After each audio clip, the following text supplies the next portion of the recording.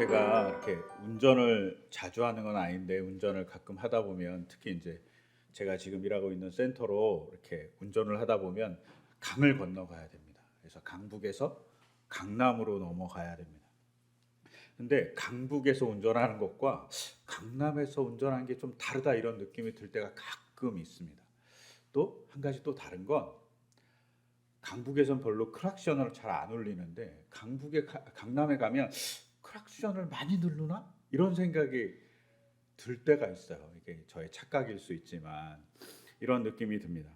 이런 느낌을 갖고 있다가 얼마 전에 제가 다큐 하나를 봤습니다. 다큐의 내용은 자본주의와 돈 뭐 이런 내용이었습니다.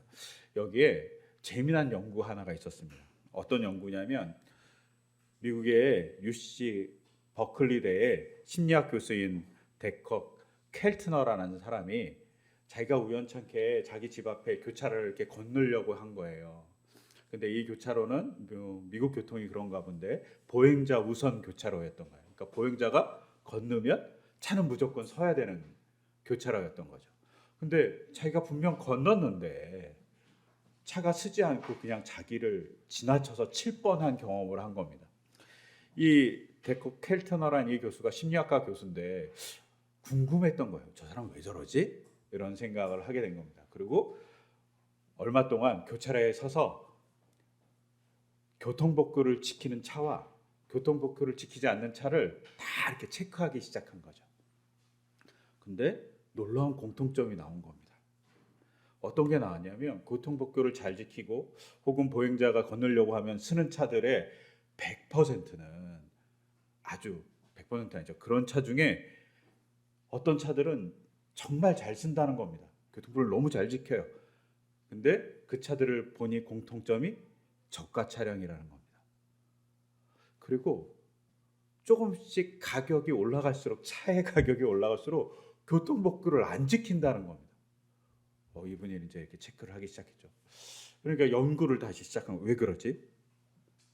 왜 차의 가격이 높아지면 높아질수록 교통법규를 안 지킬까 이런 생각을 하게 된 거죠. 그리고 이분들이 연구진들이 연구를 하기 시작한 겁니다. 그리고 얻은 결론이 뭐냐면 불황, 권력을 가진 사람들은 자신이 조금 규칙이라고 생각하는 거예요. 그러니까 다른 규칙을 따를 필요가 없는 겁니다. 근데 여기까지는 그래도 이렇게 그런가 보다 생각할 수 있잖아요. 그래서 심리학자니까 연구하기 시작한 거죠. 그리고 그들의 연구 속에 뭐가 나타났냐면 이렇게 교통법규를 지키지 않는 사람들은 공감 능력이 떨어지는 거예요. 그래서 뇌에 공감 능력을 이렇게 전해주는 미주신경이라는 신경이 있었는데 그 신경이 뭐라고 표현했냐면 저는 그 표현을 듣고 되게 놀랐어요. 미주신경이 끊어져 있다. 꺼져 있다. 뭐 이렇게 표현한 거예요. 미주신경이 뭐 조금 약하다 이렇게 표현한 게 아니라 미주신경이 꺼져 있다 이렇게 표현한 거예요. 정말? 이런 생각이 들었어요. 하지만 이분의 연구에 의하면 돈이 많으면 많을수록 권력이 많으면 많을수록 공감 능력이 발달하는 것이 아니라 공감 능력이 떨어진다고 얘기합니다. 그 이유를 이제 여러 동료들과 다시 연구하니 몇 가지 이유가 나왔습니다. 첫째, 그분들이 부와 권력이 많아지면 어디에 집중하게 되냐면 자신에게 집중하게 된답니다. 자신에게 집중하니까 타인을 바라보지 못하는 겁니다. 그리고 타인을 바라보지 못하니 공감할 수 없게 되는 겁니다. 그래서 또 한 가지 실험을 합니다. 무슨 실험을 하냐면 사람들을 모아놓고 이렇게 얘기합니다. 사탕이 있는데 이 사탕을 마음껏 가져가셔도 된다고. 그 대신 남은 사탕은 우리가 옆에 있는 사람들, 마을 사람들한테 나눠줄 거라고 얘기합니다. 그리고 그 사람들이 만나는 사람들을 일부러 조절합니다. 어떤 사람들은 자기보다 거기 실험 대상으로 온 사람보다 조금 부자하고 권력 있는 사람과 만나게 하고 어떤 사람들은 가난하고 어려운 사람과 만나게 한 거예요. 그리고 사탕을 누가 많이 가져가나 본 겁니다. 누가 많이 가져갔을까요? 부자하고 만난 사람들이 많이 가져갔습니다. 좀 어려운 사람과 만난 사람들은 적게 가져가고 전제가 있었잖아요. 나눠줄 거라고. 그걸 생각하고 적게 가져간 겁니다. 근데 부자들하고 만난 사람들은 누구에게 포커스를 맞추기 시작하냐면 부자랑 포커스를 맞추면서 자기도 부자와 같이 되고 싶고 동경하는 자기에 집중하다 보니까 사탕을 더 많이 가져가게 된다. 교통법규와 이 실험을 통해서 부와 권력을 가진 사람들은 어떤 면에서 공감을 하기 되게 어려운 조건을 갖고 있다라고 이 사람이 얘기하고 있어요. 그런데 이렇게 공감을 갖기 어려운 사람들에게 사회는 뭘 하죠?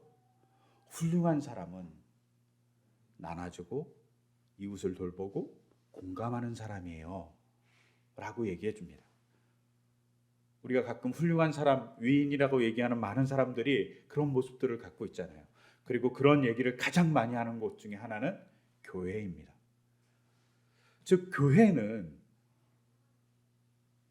부와 권력 때문에 공감을 잃어가는 사람들한테 공감할 수 있는 공간을 마련해주고 공감할 수 있는 사건을 마련해주는 곳이죠. 그래서 우리가 생각해 보세요. 한번 여러분들 선교를 간 적이 있고 봉사활동을 간 적이 있잖아요. 그럼 어떻습니까? 그 선교나 봉사활동을 간 곳에서 열심히 일하고 있는 선교사나 봉사단체를 꾸리고 있는 사람들의 헌신을 보게 되면서 우리는 뭘 느끼게 되죠? 이게 정말 훌륭한 인간의 모본이구나. 이게 진짜 힘이구나. 이게 진짜 권위구나. 이렇게 느끼게 됩니다. 그래서 거기에 동화되죠. 그러니까 자꾸 부와 권력으로 자기만 보려고 했던 사람들이 교회가 제공하는 혹은 사회가 훌륭하다고 생각하는 사람들의 모습을 보면서 조금은 제자리를 찾아가는 겁니다. 그리고 이 일을 교회가 아주 성실하게 잘하고 있다는 것을 우리가 언제나 기억해야 되죠. 교회가 구원의 일을 해야 되지만 말씀을 선포하고 예배하는 곳이기도 하지만 사회를 향해서 뭘 해야 되냐면 훌륭한 인간이 어떤 인간인지 정말 우리가 하나님의 사람 혹은 사회에 필요한 사람이 어떤 사람인지 보여주는 공간이고 단체이기도 하다는 것을 잊지 말아야 됩니다. 그런 면에서 오늘 본문을 잘 봐야 됩니다. 오늘 본문에 민수기에 보면 레위 사람들이 등장합니다. 여러분 레위 사람들이 성경에 출애굽기부터 시작해서 신명기까지 보면 레위 사람들은 대단한 권위를 갖고 권력을 가진 사람들입니다. 어떤 권력을 가졌냐면 종교 권력을 가졌어요. 이런 사람들이잖아요. 이스라엘 사람들이 12지파인데 12지파 중에 다른 지파 하나를 뽑아갖고 이 사람들은 제사만 드리는 지파로 삼은 겁니다. 아니면 예배만 드리는 지파로 삼은 겁니다. 엄청 권위 있는 지파로 삼아준 것이죠. 그러니 엄청 권위와 권력을 가질 수 있습니다. 특히 종교 권력을 가질 수 있습니다.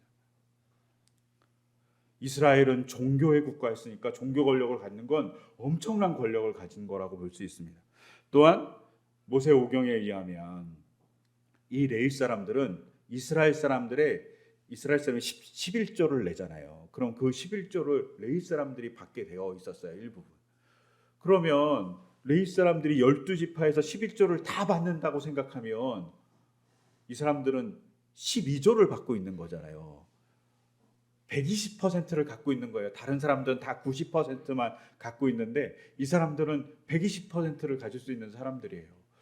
그런 면에서 재정적인 부도 엄청 갖고 있는 사람일 수 있습니다. 엄청난 권력과 부를 가질 수 있는 사람인데 솔직히 말하면 실질상 이러지 않았어요. 11조를 다 준 적이 없기 때문에 이런 적은 없어요. 그래서 맨날 가난한 사람 중에 들어갔지만 그럼에도 불구하고 레위 사람들은 부와 권력을 가질 수 있는 사람들이었어요.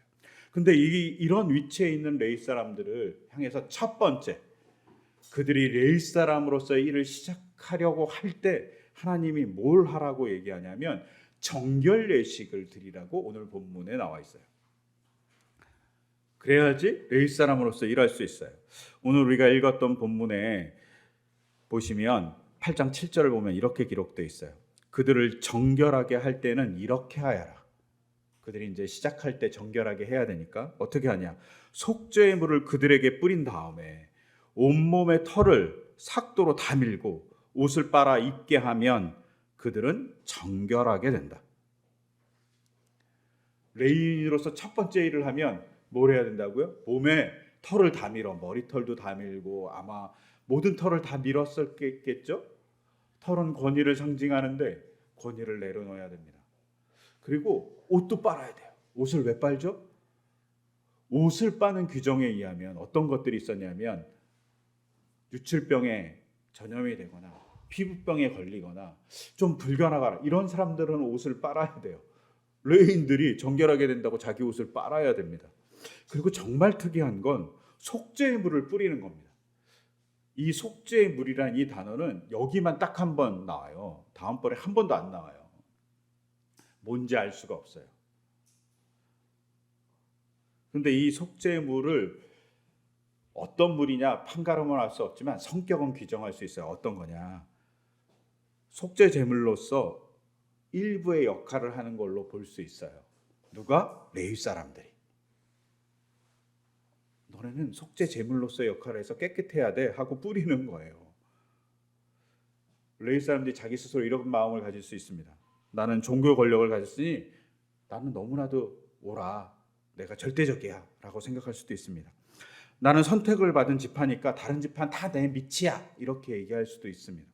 그런데 그런 생각을 하는 게 아니라 이들이 자신에 대해서 뭐라고 정의하냐면 우리는 속죄물을 끼쳐서 속죄물로 인해서 깨끗해서 정결하게 될 대상이라고 생각합니다. 이 말은 어떤 의미를 갖고 있냐면 자기는 정결해야 되고 죄에 민감하고 내 죄가 뭔지를 잘 아는 사람으로서 살아가겠습니다라는 의미를 포함하고 있습니다. 그러면서 여기서 한 발 더 나가서 다른 표현 하나가 존재합니다. 오늘 읽었던 본문 8장 10절에 보면 이런 기록이 있어요. 내가 레위 사람들을 주 앞에 세우면 모세가 이렇게 세우면 이스라엘 자손이 레위 사람에게 그들의 손을 얹을 것이다. 사람들이 와서 레위 사람들이 나는 이제부터 레위 사람으로서 성전에 봉사하는 일을 하겠습니다 하면 사람들이 속죄물로 물을 끼치고 몸에 털을 다 밀고 옷을 빨고 딱 나와서 서 있을 때 손을 얹는 거예요. 그리고 이제 이 사람들이 성전에서 일하는 사람이 됐어요라고 선언합니다. 근데 이스라엘 백성이 손을 얹는다는 표현이 언제 나왔을까요? 우리가 전에 읽었죠. 레위기 1장에 보면 제물을 바칠 때 이스라엘 백성이 머리 위에 손을 얹으면서 자기 죄를 전가하거나 자기의 일부로 제물을 삼습니다. 즉 이 말은 어떤 의미를 갖고 있냐면 레위 사람들이 제물이라는 거예요. 사람이 제물이 되는 겁니다. 근데 살아있는 제물입니다. 죽이지 않아요. 살아있는 제물과 같이 레위 사람을 바치는 겁니다. 그래서 오늘 설교 제목을 대성물인 레위인이라고 얘기했습니다. 대성물로 바치는 겁니다. 근데 이 대성물로 바치는 이 모습이 우리가 알고 있는 모습이 있습니다. 어디입니까? 예수님께서 오늘 읽었던 요한복음에 의하면 세례요한에게 세례받기 위해서 나왔을 때 세례요한이 이렇게 얘기합니다. 예수님을 향해서 보십시오. 세상 죄를 지고 가는 하나님의 어린 양입니다. 하나님의 제물입니다. 이렇게 얘기하는 거죠. 그리고 갈라디아서 1장 4절에 보면 예수님을 향해서 뭐라고 얘기합니까? 우리 죄를 대속하기 위해서 자기 몸을 바치셨습니다. 대속물이라고 얘기하는 겁니다. 이스라엘 사람들이 레위 사람들을 뭐로 바치냐면 자기의 대속물로 바칩니다.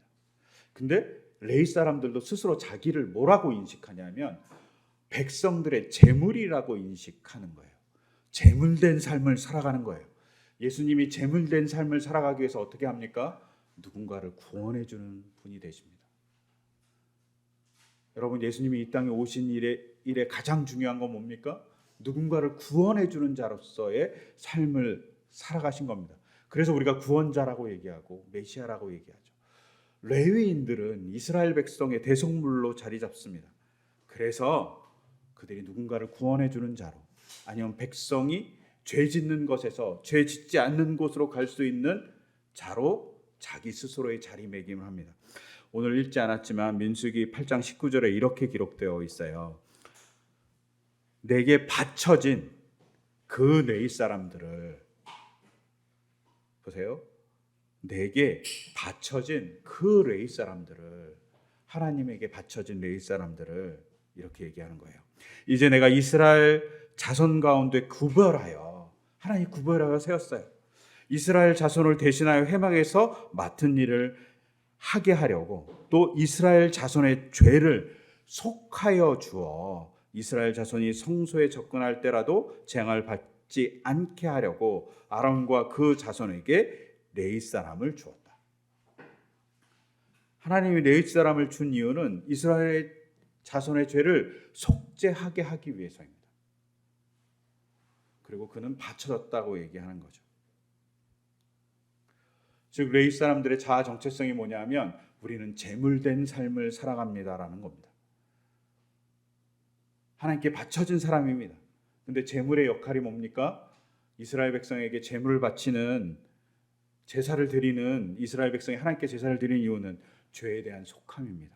즉 그렇게 하기 위해서는 레위 사람들이 죄에 민감해야 되죠.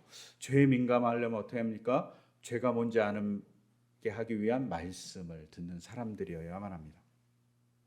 그러려면 뭘 해야 되죠? 하나님의 뜻을 잘 알아야죠. 이런 면에서 레이라는 이름이 의미가 있어요. 레이라는 이름이 어떤 뜻일까요? 레이라는 이름의 뜻은 연합하다는 뜻이에요. 레이의 엄마가 레아였는데 레아가 레이를 낳습니다. 그리고 이름을 연합하다라고 하셨어요. 그 소망에 무엇이 있어요? 레이라는 여자 말고 레이의 아빠인 야곱에게는 다른 여자가 있었죠. 또 레아의 동생인 라헬이 있었습니다. 근데 야곱은 라헬을 더 사랑하고 레이의 엄마인 레아는 사랑하지 않았어요. 근데 너무 사랑받고 싶은 레아가 아들을 낳으면서 저는 사랑받고 싶어요. 사랑받아서 남편과 언제나 같이 지내고 싶어요 라는 소망을 담아서 자신의 아들을 레이라고 지었습니다. 남편과 너무 같이 있고 싶었던 아내의 간절한 바람이죠. 근데 이런 레이라는 이름이 어떤 면에서는 아픔이죠. 사랑받지 못하는 엄마의 아들이란 말이잖아요.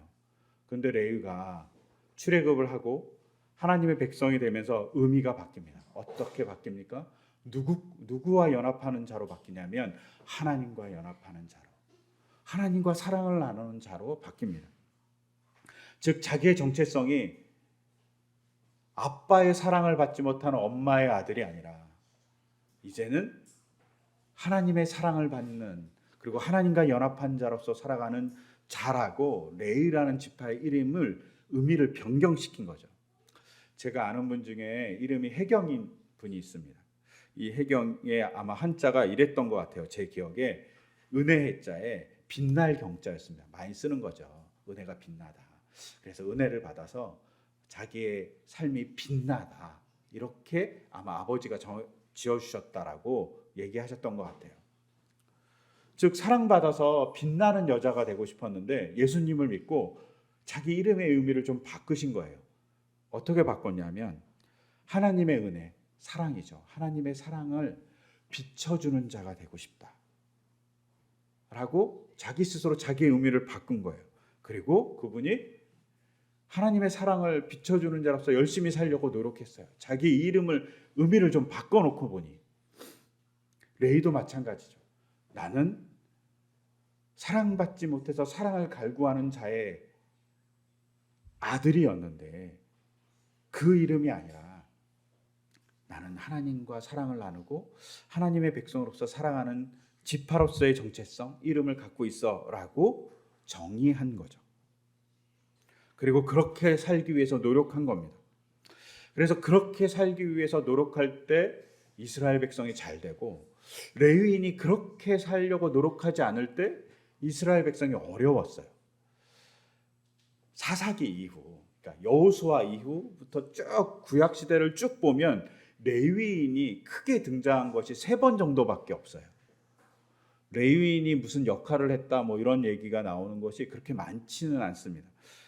제가 기억하기에, 제가 어제도 한번 레위인 찾아갖고 쭉 보니까 레위인이 사사기 이후부터, 여호수아 이후부터 한 300번 나오거든요. 근데 쭉 다 봤는데 그래도 레위인이 중요한 사건의 역할을 한 건 한 세 사건밖에 없어요. 두 사건은 어디 나오냐면 사사기에 나와요. 그리고 다른 한 사건은 에스라와 느헤미야에 나와요. 근데 사사기에 두 번 나오는데 이 두 번 다 대개 레위인이 자기 역할을 못하는 모습으로 나와요. 사사기 17장부터 18장까지 레위인이 나옵니다. 어떤 레위인이 나오냐면 한 집안에 제사장이 된 레위인이 나와요. 이름은 미가입니다. 미가라는 사람 집안에 제사장이 된 사람이에요.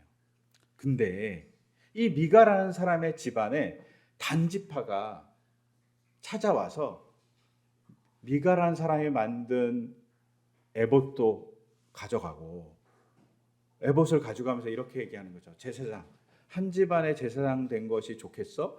우리 같이 단지파의 한 지파의 제사장이 되는 게 좋겠어? 우리 따라올래? 이렇게 제사장에게 요구해요. 그러자 성경 표현대로 그대로 표현하면 뭐라고 되어 있냐면, 미가 집안의 제사장인 이 사람이 단지파가 제안한 것이 자기 마음에 흡족했다고 표현하고 있어요. 그래갖고 단지파를 쫓아가요. 미가 집안 버리고. 즉 돈에 따라서, 권력에 따라서 제사장이 왔다 갔다 한 거예요. 그리고 그 다음 장에 19장부터 쭉 나오는 내용에는 뭐가 나오냐면, 여러분들이 들어서 잘 아는 내용 중에 하나인데, 에브라임 산지에 레위인이 살고 있었습니다. 그리고 이 레위인은 첩을 두고 있었어요. 근데 첩을 너무 사랑했는데 첩이 가끔 친정에 가고 싶다는 거죠. 그래서 첩과 같이 친정에 갑니다. 친정은 베들레헴에 있었어요. 근데 그 베들레헴 친정에 갔다 돌아오다가 큰 봉변을 한번 당합니다. 근데 봉변을 당할 때 이 레윈이 너무나도 사랑하는 첩이잖아요. 근데 그 첩을 불량배들한테 던져주고 도망가는 거 아니고 자기는 숨어버려요, 집에. 그리고 불량배에게 던져준 그 첩은 어떻게 됐을까요? 죽었어요. 어떻게 죽었을까요? 레인이 숨어있는 집의 문고리를 잡고 죽었어요. 사랑한다고 얘기해놓고 레인이 첩을 버린 거죠. 근데 이 레인은 첩도 있고 종도 있고 두 마리의 나귀도 있어요. 부자인 거죠. 권력도 갖고 있고 힘도 갖고 있어요. 근데 자기만 살자고 자기 첩을 버린 거예요. 그리고 이 버린 사건으로 인해서 자기 첩이 죽은 사건을 다른 지파에 다 알려갖고 이스라엘 사람들끼리 서로 싸우게 만들었어요. 레위인이 이런 일을 합니다. 그래서 무슨 일이 벌어질까요? 사사기에 나왔던 이 레위인들로 인해서 무슨 일이 벌어지냐면 이스라엘이 대단히 힘듭니다. 이스라엘이 망해가는 모습들이 보여져요. 사울이 나아오기 전까지 이스라엘이 블레셋에 의해서 엄청난 핍박을 받는 모습들을 잘 보여주고 있어요. 즉 레위인이 제대로 못 사니까 무슨 문제가 발생해요? 이스라엘이 망해가는 모습을 보여주고 있어요. 이와 반대로 에스라 느헤미야서에는 또 레위인이 한 번 더 등장합니다. 이때 레위인들은 어떤 사람들인지를 잘 보여주는데 느헤미야 8장에 보면 이런 말씀이 있어요. 느헤미야 8장 8절과 9절을 보면 이렇게 기록되어 있어요. 하나님의 율법책이 낭독되었을 때 그들이, 레위인입니다, 그들이 통역을 하고 뜻을 밝히 설명하여 주었으므로 백성은 내용을 잘 알아들을 수 있었다. 백성은 율법의 말씀을 들으면서 모두 울었다. 레위 사람들이 에스라가 율법을 막 낭독할 때 그것을 통역해 줬다고 되어 있는데 아마 통역 맞을 거예요. 왜냐하면 성경은 히브리어로 되어 있는데 이 당시 사람들이 히브리어를 까먹고 아람어를 썼거든요. 그러니까 번역해 줬겠죠. 그리고 번역해 주면서 번역만 한 게 아니라 그 의미를 잘 설명해 준 걸로 보여요. 그러자 백성이 잘 알아듣고 어떻게 됩니까? 울었습니다. 하나님의 은혜에 감격해서 울었고 하나님의 말씀에 자기를 보니 자기가 죄인인 걸 깨달아서 죄에 대한 고백으로 은혜에 감사함으로 울었을 겁니다. 근데 이 일을 하게 만든 사람들이 누구냐? 에스라가 말씀을 읽었기 때문이기도 하지만 그 중간에 레위인이 통역해 주었기 때문입니다. 레위인이 제대로 존재했을 때 놀라운 역사가 일어나고 이것 때문에 우리가 지금 갖고 있는 성경이 만들어져요. 이것 때문에 하나님의 말씀을 섬기는 놀라운 역사들이 일어나게 됩니다. 즉 레위인이 잘 쓰냐 잘못 쓰느냐에 따라서 나라가 잘 되냐 못 되냐도 결정될 수 있는 중요한 갈림길에 있다는 겁니다. 그럼 여기서 질문해야죠. 이렇게 중요한 역할을 하는 레위인과 같은 사람이 현대는 누구냐는 겁니다. 저는 이런 중요한 역할을 하는 사람이 현대에는 바로 여기 앉아 계신 성도님들이라고 생각합니다. 목회자가 아니라 성도님들입니다. 이 땅의 모든 백성이 하나님의 백성이라고 얘기한다면 하나님의 말씀을 제대로 전해주고 하나님의 말씀으로 역사하는 것들에 대한 증거로 자기를 보여줄 사람들이 누구냐면 성도님들인 거죠. 그 레인의 역할을 잘할 때 세상이 변할 수 있습니다. 성도들이 잘못했을 때 한국 사회도 아팠습니다. 한국 사회가 독재일 때 독재자의 편을 들어서 막 외쳤던 기관이 있습니다. 한국 사회가 전쟁에 막 아픔이 있을 때 독재자들 편에 들어갔고 열심히 외쳤던 사람들도 있습니다. 그때 무슨 일이 벌어집니까? 서로 죽입니다. 동족인데 우리나라 사람들끼리. 그게 제주 4.3 사건이고요. 그게 너무나도 가난한 사람들이 서울 산골짜기에 살고 있는데 그 산골짜기에 살고 있는 서울 사람들을 다 몰아내고 어떤 대학생 단체의 기관을 세우는 일을 만들기도 합니다. 그리고 그 독재자를 찬양하기도 했죠. 2명의 독재자를. 그게 우리나라 교회의 현실입니다. 그래서 사회를 망가뜨렸어요. 근데 교회가 제대로 섰을 때는 어떻습니까? 교회가 제대로 섰을 때는 나라가 없어도 독립을 위해서 열심히 일했던 선조들이 있습니다. 우리가 잘 알잖아요. 독립선언서를 쓴 33인 중에 엄청나게 많은 수가 기독교인이라는 거죠. 나라가 없음에도 제대로 쓰려니까 기독교인들이 앞장서고 말씀으로 살아갔던 거죠. 여러분, 기독교인들이 제대로 쓰는 것이 되게 중요합니다. 그때 나라가 제대로 쓸 수 있습니다.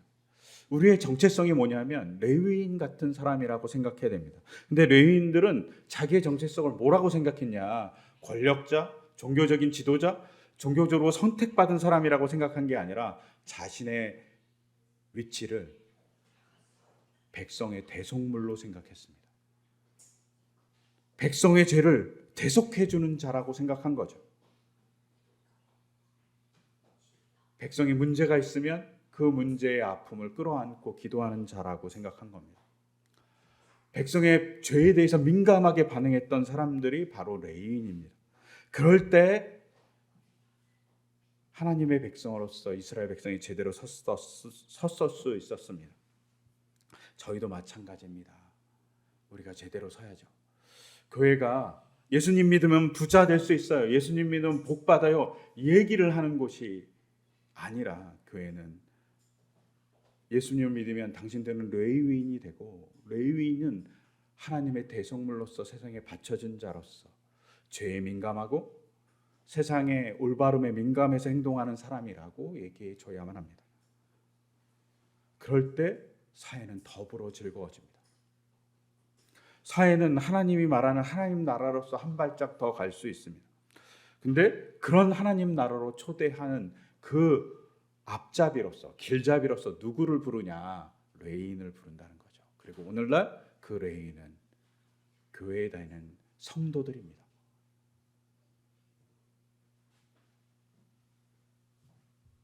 여러분이 바로 그런 성도들입니다. 우리가 하나님의 뜻을 곰곰이 생각하고 느헤미야 시대의 사람같이 에스라 시대의 레위인같이 하나님의 뜻을 좀 곰곰이 생각하고 하나님의 말씀을 좀 잘 보고 그 기준에 따라서 민감한 사람이 되기를 소망합니다. 여러분 청소하잖아요. 누가 청소합니까? 더러운 게 보이는 사람이 청소합니다. 더러운 게 안 보이는 사람은 절대 청소하지 않아요. 죄에 민감한 사람이 부족한 것이 보이는 사람이 문제를 해결할 수 있습니다. 근데 그 부족한 것을 보라고 말씀을 주셨고 그 말씀으로 하나님 앞에 올바로 살라고 선택한 사람들이 레위인입니다.